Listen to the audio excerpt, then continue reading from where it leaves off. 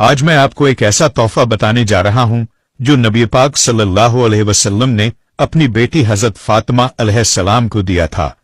ऐसा तोहफा जो थकन, परेशानी और तन्हाई सबको खत्म कर देता है। हजरत फातिमा अलैहिस्सलाम घर के सारे काम अपने हाथों से करती थीं।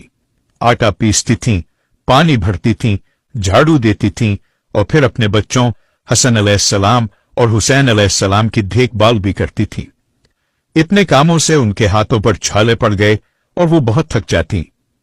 हजरत अली अलैहिस्सलाम ने कहा कि फातिमा, रसूलुल्लाह सल्लल्लाहु अलैहि वसल्लम के पास जाओ और उनसे कहो कि आपको एक खादमा अता करें।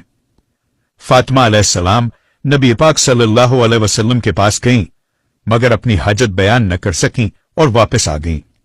फिर हजरत अली अलैहिस्सलाम और हजरत फातिमा अलैहिस्सलाम दोनों ने मिलकर अपनी हालत बयान की।